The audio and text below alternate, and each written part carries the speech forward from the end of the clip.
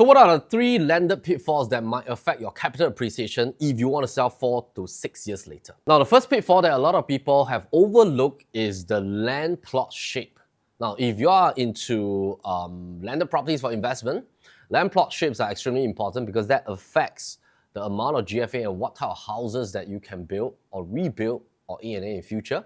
So as much as we can, even though there are various creative ways to so-called like fit in like a very regular house shape within odd-shaped land plots, but a lot of buyers on the ground still are very careful about the land plot shapes. For example, triangle shapes.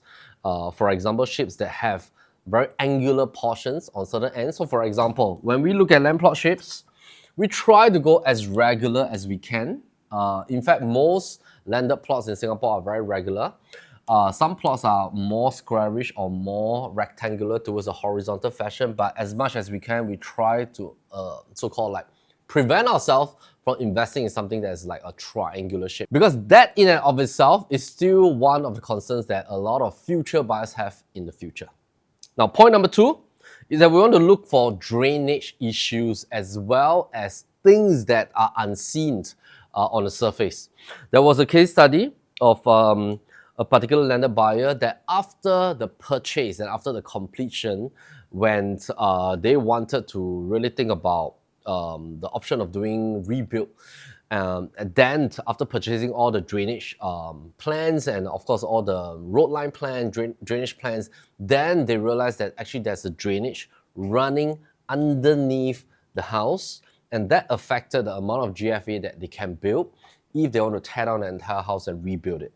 So importantly, you must purchase all the necessary plans before you commit to a check purchase, because you want to make sure that the potential of this land plot is not affected by what's underneath the land. So homeworks are important to be done. Sometimes it's important to maybe even bring your architect or your builder for a walkthrough.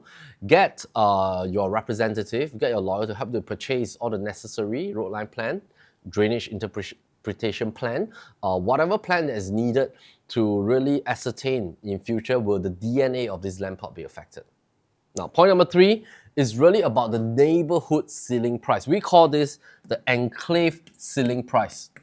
So I want to make sure that when I hunt for a landed property, what is the ceiling price of this particular enclave within the 500 meters radius? All right, so for example, if I'm hunting for a semi-detached, within a 500 meters radius, what has been the ceiling price of 4 types of landed within this zone? All right, so 500 meters within this zone, I want to break them down into category 1, 2, 3, and 4.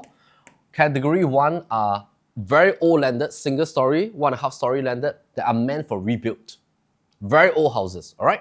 So I want to know what are the transacted price of this type of old houses, all right? Number 2 are what we call Cat 2 landed. Cat 2 landed are usually homes that were done in the last 40 years. Pitch roof concept, very good construction, but usually the GFA, the build-up is very low, all right? Because this was constructed about 40 years back, but they are solid construction. You can usually see the pitch red roofs, and their ceiling height are not as high as the modern build, but these are still very good properties. But I want to know what have they been so-called like transacted at. So number 3 are what we call Cat 3 homes. These are homes that were constructed in the last 20 years.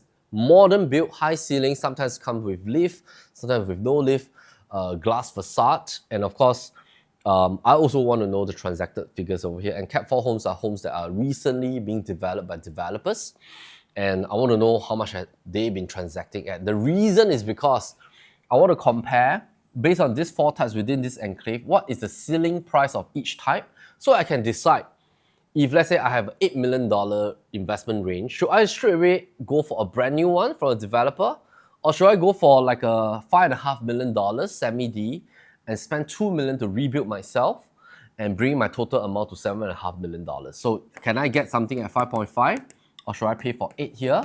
Because if I can get a good deal here, should I then spend my own $2 million to rebuild my dream home? But of course, I have to spend 2 years of my time to do it. I can live in this immediately, but there is basically the arbitrage over there. So for example, if this ceiling price over here is doing at about 9.5, but there are deals here for a semi-D, almost the same land size at 5.5 million, then why don't I just spend 2 million? This entire thing comes in at 7.5. I can technically have an arbitrage of $2 million in the difference of these two properties. But of course, in exchange for 2 years of my time. At the end of the day, I already know that the ceiling price of a brand new CMBD is transacting at 9.5 million. Then this will present itself as a good deal. So that's what we mean by the neighborhood ceiling price or the enclave ceiling price. So with that three things in mind, if you want capital gains, you buy with the next buyer in mind. So meaning that in about 4 to 6 years time, what will the buyer be thinking about when they want to absorb my landed property? So with that in mind, I don't use my emotions today, but I think about the next buyer in mind tomorrow. All right, we'll see you on the next episode.